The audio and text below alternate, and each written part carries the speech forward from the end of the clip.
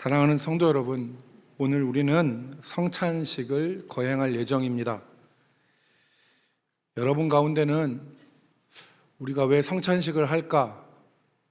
이렇게 생각하시는 분이 있으실 것입니다. 왜 교회에서는 성찬식을 할까? 또 교회를 오래 다니신 분들은 1년에 최소 2차례는 교회에서 성찬식을 한다는 것을 눈치채시고 알고 계실 것입니다. 그리고 이 성찬식을 행하면서 여러분 가운데 의문이 드시는 분들도 계실 것입니다. 이 떡은 왜 이렇게 조그맣게 주고 왜 이 포도주는 이렇게 극소량만 주는 것일까? 좀 넉넉하게 주면 안 되나? 이런 생각을 하시는 분도 있을 것입니다. 오늘 우리가 읽은 말씀은 성찬에 대해서 말씀하고 있는데 주된 내용이 올바른 성찬과 성찬의 의미에 대해서 말씀하고 있습니다. 그래서 오늘 성찬에 앞서서 이 말씀을 살피고 성찬식을 거행하는 것이 유익하다고 생각을 합니다. 그래서 먼저 성찬식이 어떤 것인가에 대해서 우리가 같이 말씀을 나누도록 하겠습니다. 첫 번째로 성찬식은 단순한 식사가 아니다 라는 것을 우리가 기억해야 되겠습니다. 떡과 포도주는 오늘날도 그렇지만 초대교회의 성도들에게 이게 먹거리였어요. 식사였습니다. 초대교회 성도들도 떡과 포도주를 함께 먹었습니다. 그러니까 공동의 식사를 한 것입니다. 사도행전 2장에 보면 초대교회의 모습이 기록되어 있는데 예루살렘 교회가 어떻게 생활하였는지를 사도행전 2장 46절, 47절에 우리는 찾아볼 수 있습니다. 사도행전 2장 46절에 보니까 초대교회가 날마다 마음을 같이하여 성전에 모이기를 힘쓰고 집에서 떡을 떼며 기쁨과 순전한 마음으로 음식을 먹고 47절 하나님을 찬미하며 또 온 백성에게 칭송을 받으니 주께서 구원받는 사람을 날마다 더하게 하시니라 그랬습니다.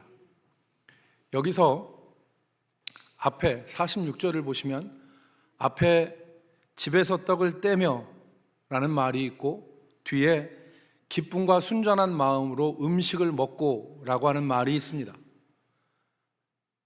이 두 가지 말은 공통적으로 먹는 것과 관련되어 있지만 앞에 것과 뒤에 것이 약간의 차이가 있는 말씀입니다. 몇몇 학자들은 동의하지 않지만 이 대부분의 학자들은 이 집에서 떡을 떼며 라고 하는 이 말을 가정교회에서 행해지는 성찬식으로 이해합니다. 그러니까 여기 집이라고 하는 것은 개인 집이 아니라 집에 있는 교회를 말하는데 그 교회에서 행해지는 성찬식을 집에서 떡을 떼며 라고 표현한 것이고 뒤에 있는 기쁨과 순전함으로 음식을 먹었다는 것은 성도들이 초대교회 성도들이 함께 했던 공동의 식사, 즉 애찬을 의미하는 것입니다. 그래서 집에서 떡을 뗐다는 것은 오늘 우리가 읽은 말씀에서도 주의 식사, 주님의 식사, 그래서 이것을 성찬이라고 부르고 뒤에 성도들이 함께 사랑으로 함께 공동 식사를 하는 것을 아가페 피스트라고 해서 이것을 애찬, 사랑의 식사라 그렇게 구분할 수 있는 것입니다. 초대교회에서는 이 애찬과 성찬이 동시에 이루어졌습니다. 함께 식사를 하는 가운데 우리처럼 별도로 예배 가운데 성찬식만 거행하는 것이 아니라 공동으로 식사를 하는 가운데 성찬 예식을 같이 한 것입니다. 그래서 애찬을 나누는 가운데 성찬을 행함으로 주님의 죽으심을 기념하고 그래서 그들이 하나 된 빵덩어리 우리는 친절하게 이 떡 조각을 다 내서 여러분들에게 제공하지만 초대교회 성도들은 한 덩어리인 빵 덩어리를 자기 순서가 오면 자기가 찢었어요. 브레이크 했다는 거죠. 영어로는 빵을 부순 거예요. 그래서 성찬식을 거행했는데 이것은 주님이 십자가에서 찢으신 주님의 몸을 상징하는 것이고, 우리가 마시는 포도주는 주께서 십자가에서 흘리신 그 피를 상징하는 것입니다. 그래서 성찬은 단순한 식사가 아니라 그리스도의 죽으심으로 생명을 얻은 성도들이 하나의 공동체라는 것을 확인하는 시간이 이 성찬인 것입니다. 여러분, 우리가 살면서 강한 유대감을 확인할 수 있는 그룹이 몇 가지가 있습니다. 강한 유대감을 확인할 수 있는 그룹이 저는 두 가지라고 생각하는데, 하나는 식구요, 하나는 전우라고 생각합니다. 식구는 어떤 사람입니까? 밥을 같이 먹는 사람 아닙니까? 요즘에는 음식이 흔하지 않습니까? 어디든지 음식이 지천이죠. 그러나 불과 얼마 전까지만 해도 음식이 귀했습니다. 그래서 음식이 없으면 식구 전체가 굶었어요. 음식이 없으면 식구 전체가 굶고, 어떤 때는 식구의 일부만 밥을 먹었습니다. 그리고 음식이 생기면 다 같이 배불리 먹고, 그 배고픔과 배부름을 같이 경험한 이 식구들에게는 강력한 동질감이 있는 거죠. 또 하나가 전우죠. 전우는 동거동락할 뿐만 아니라 생사를 같이 하는 사람입니다. 여러분, 여자분들은 잘 모르시겠지만 남자분들은 잘 아는 군가가 있습니다. 그 군가가 뭐냐면, 전우의 시체를 넘고 넘어 앞으로 낙동강아 잘 있거라 우리는 전진한다. 전우의 시체를 넘고 넘어 앞으로. 더 하지 않겠습니다. 이 군가에는 전쟁의 비참함이 있는 거죠. 전우의 시체를 넘고 넘어서 전진해야만 하는 그 군인, 낙동강아 잘 있거라 우리는 전진한다 라고 하는 이 군가 가운데는 생사를 같이 한 전우와 그 전쟁의 비참함을 노래하고 있는 것입니다. 바로 성도가, 우리 그리스도인들이 한 교회에 앉은 여러분과 제가 한 식구요 전우입니다. 우리는 예수 그리스도의 동일한 피로 죄사함을 받고 한 믿음 안에서 한 성령으로 한 아버지의 은혜로 살아가는 식구가 성도입니다. 영적인 악한 세력들과 함께 맞서 영적 싸움, 치열한 영적 싸움을 같이 하는 우리 전우가 바로 성도인 것입니다. 그래서 성찬식은 그냥 단순한 형식과 의식이 아니라 이 자리에서 우리가 하나 된 존재라는 것을 확인하는 그 자리가 바로 이 성찬식인 것입니다. 그래서 우리 성찬식을 행할 때에 우리가 예수 그리스도 안에서 전부 다 하나 되어진 형제요 자매요 한 식구요 한 전우라는 것을 우리가 기억할 수 있기를 주의 이름으로 축복합니다. 그런데 오늘 우리가 읽은 말씀에 보면 고린도 교회의 성찬이 엉망이 되었습니다. 고린도 교회의 성찬이 엉망진창이 됐어요. 20절 말씀에 보니까 뭐라고 기록되어 있습니까? 그런즉 너희가 함께 모여서 주의 만찬을 먹을 수 없으니, 함께 모여서 주의 만찬을 먹을 수 없다는 것입니다. 이어지는 21절과 22절에 보면 그 형편을 우리가 확인할 수 있죠. 이는 먹을 때에 각각 자기의 만찬을 먼저 갖다 먹음으로 어떤 사람은 시장하고 어떤 사람은 취함이라. 바울 사도가 22절에서 이 고린도 교회 성도들은 함께 성찬식을 한 게 아니라 어떤 사람은 먼저 갖다 먹고 어떤 사람은 나중에 먹고, 그래서 어떤 사람은 배부르고 취한 상태에 있고 어떤 사람은 시장한 상태에 있었다는 것입니다. 그러니까 고린도 교회에서는 식탁이 깨진 거예요.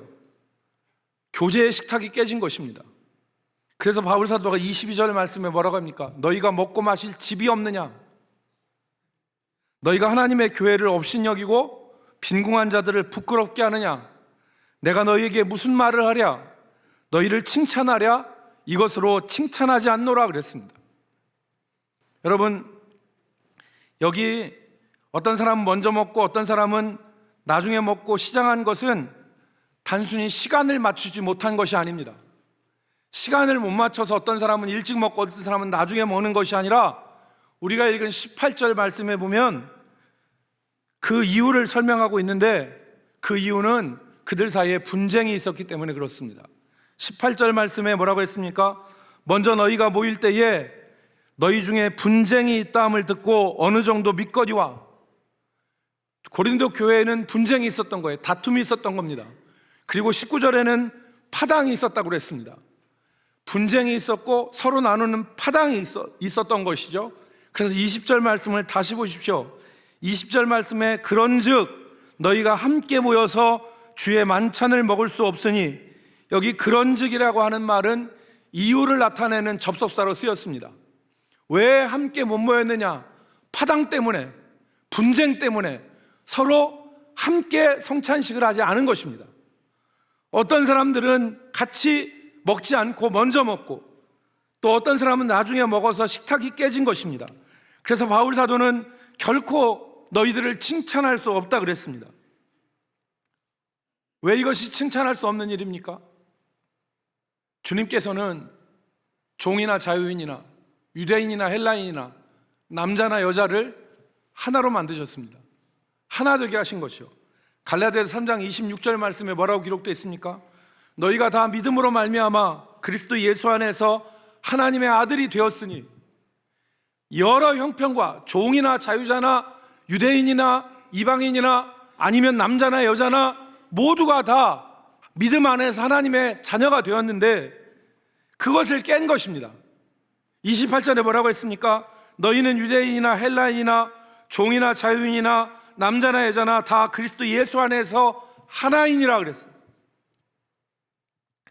특별히 고린도 교회 성도들의 분열 양상은 부유한 자와 가난한 자가 서로 나뉜 것 같습니다. 오늘 22절 말씀에 보니까 바울 사도가 뭐라고 했습니까? 너희가 하나님의 교회를 업신여기고 빈궁한 자를 부끄럽게 하느냐? 아마 이런 것 같아요. 부유한 사람들이 가난한 사람들과 함께 어울리지 않고, 부유한 사람들은 좋은 음식 가지고 와서 자기들끼리 먼저 먹고, 노예로서 하루 종일 일하고 고단한 몸으로 교회에 헐레벌떡 와가지고 있는 사람들은 비천한 음식으로 거기서 먹으면서 그렇게 지냈던 것 같습니다. 그러니까 교회가 식탁이 깨지고 그리고 하나가 되지 못한 것이죠. 바울은 지금 그것을 책망하고 있는 것입니다. 어떻게 하나님이 하나 되게 하신 것을 너희가 깰 수가 있느냐 라고 말하는 것입니다. 오늘 우리 가운데도 이런 모습이 있습니다. 그것은 오늘 우리 교인들은 나와 다른 사람들을 받아들이지 않습니다. 한 교회에서 함께 예배드려도 나와 다른 사람들을 전혀 받아들이지 않습니다. 소위 나와 수준이 다르다고 생각하는 사람들과는 전혀 함께하지 않습니다. 사회적인 신분, 경제적인 신분, 자기의 성격과 자기의 기호와 차이가 나면 거리를 두고 가까이 오는 것을 허락하지 않습니다. 거절합니다. 그래서 어떤 교회는 특정한 사람들만 모이는 교회가 있죠. 일명 연예인 교회, 일명 연구원 교회, 또 일명 어느 지역 출신의 사람들만 모이는 교회.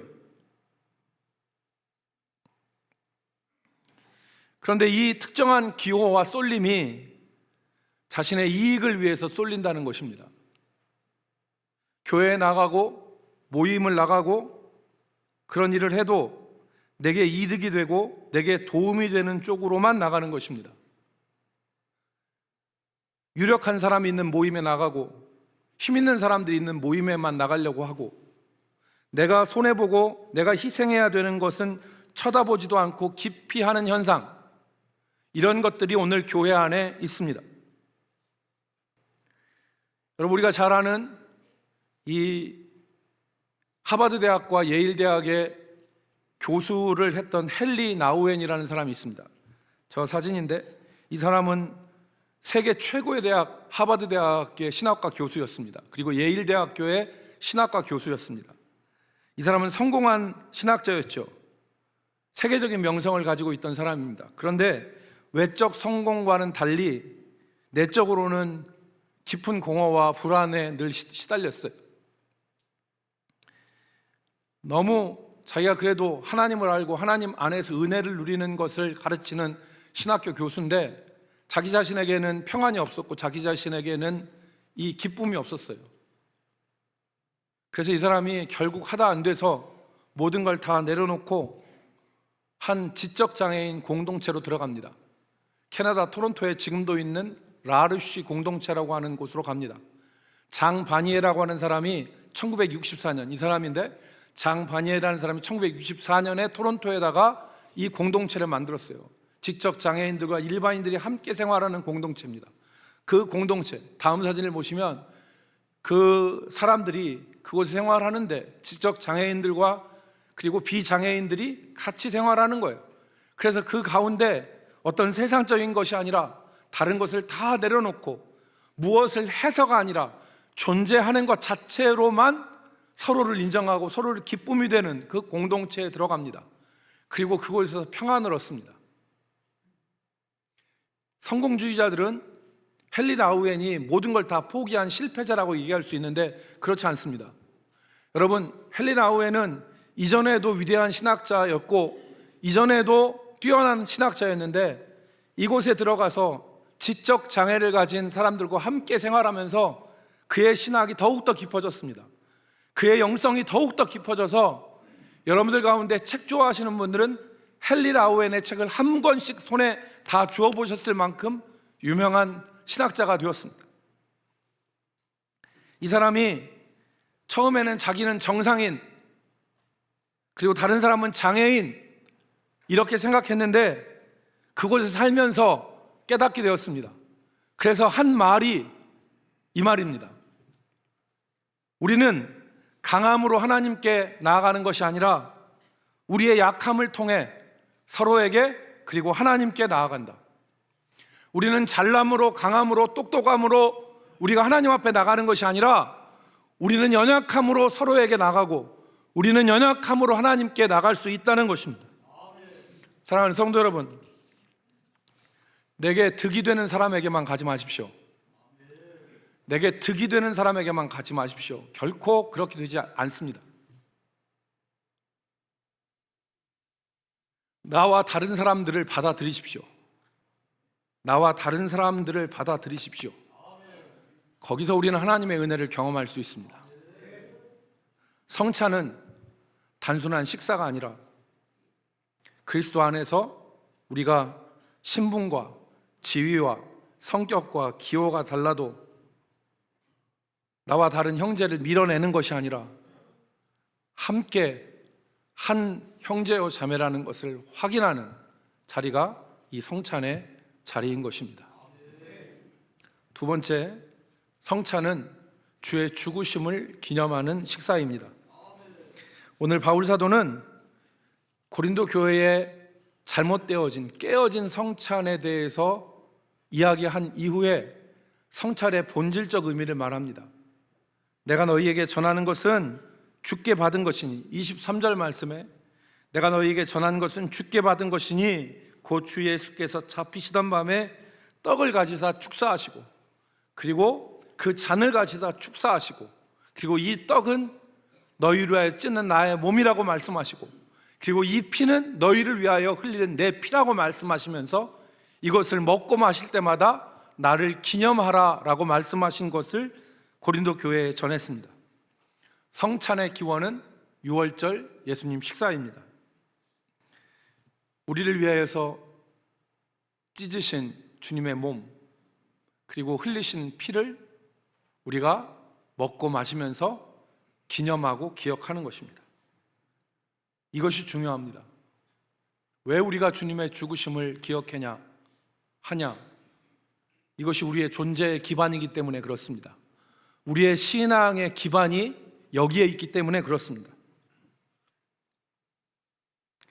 에베소서 1장 7절 말씀에 보면 우리는 그리스도 안에서 그의 은혜의 풍성함을 따라 그의 피로 말미암아 속량 곧 죄사함을 받았느니라.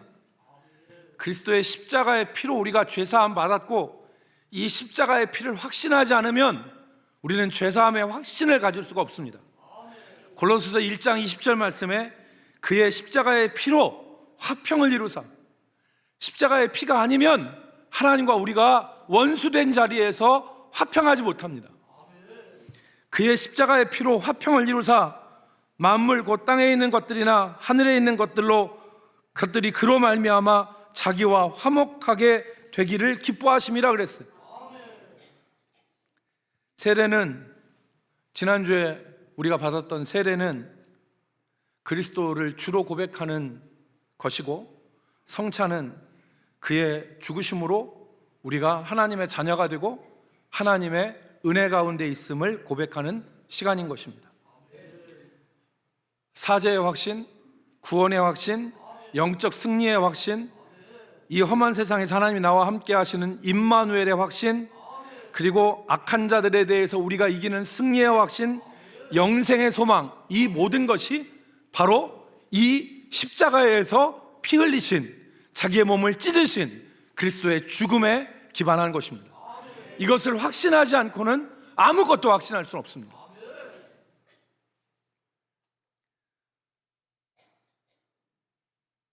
제 선배 중에 조운일 목사님이라는 분이 계신데요, 이분은 얌전하기가 그지없는 분입니다. 그분의 아버님도 목사님이셨고, 이 조 목사님은 서울대 언어학과를 나오고 총신을 하신 다음에 언어학으로 서울대에서 박사를 하신 분입니다. 근데 이분이 저한테 한 날 얘기를 하시더라고요. 자기가 서울에서 목회를 하고 있었는데 어떤 자매가 그 교회에 나오기 시작했는데, 이 자매가 천주교회에서 영세를 받았다는 거예요. 그래서 우리가 전에는 천주교에서 영세를 받으면 세례를 우리가 받지 않고 고백만 하고 입교만 했거든요. 그래서 이분한테 목사님이 안내를 했어요. 당신은 영세를 받았기 때문에 신앙만 고백하면 다시 세례를 받지 않으셔도 됩니다. 그랬더니 이분이, 목사님, 내가 그 전에는 뭔지 잘 모르고 영세를 받았는데 영세를 받고 싶습니다. 세례를 받고 싶습니다. 그래서 이 목사님과 함께 세례 공부를 했어요. 그리고 세례를 받았습니다. 그랬더니 이 자매가 결혼하고 온 새댁이었는데, 이 자매가 그 남편 되는 사람이 독실한 기독교인 가정이어서 남편과 결혼하는 조건으로 교회를 열심히 나오는 그런 상황이기 때문에 목사님 생각할 때는 이렇게 생각을 했대요. 그냥 교회 다는 거 확인하기 위해서 그냥 세례를 받는 거겠지라고 생각을 했답니다. 그런데 이 자매가 세례를 받을 때 그리스도의 죽으심과 그리스도의 피 흘리심을 확신했대요. 그리고서 세례를 받을 때 진짜 그리스도의 죽으심과 그리스도의 피 흘리심, 그리고 그리스도의 이 은혜를 이 자매가 확신한 거예요. 그래서 세례를 받은 날, 세례를 받고 나서 이 자매가 며칠 뒤에 간증을 했대요.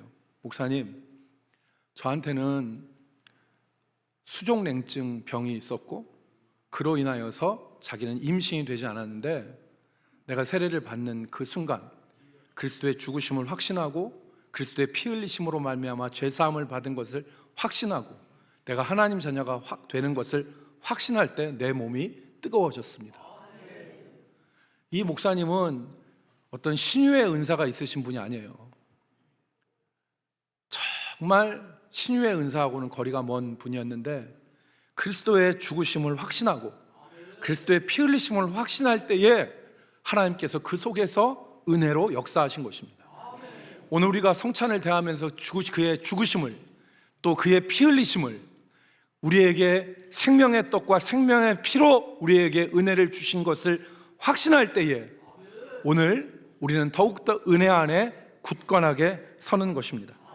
사랑하는 성도 여러분, 이 성찬은 단순한 식사도 아니고 형식적인 의식도 아닙니다. 그리스도의 죽으심을 기념하고 그리스도의 주되심을 고백하고 우리가 그리스도 안에서 다 같이 한 형제요 자매임을 고백하는 우리 고백의 자리인 것을 기억하며 믿음으로 이 성찬을 받기를 주의 이름으로 축복합니다. 기도하겠습니다.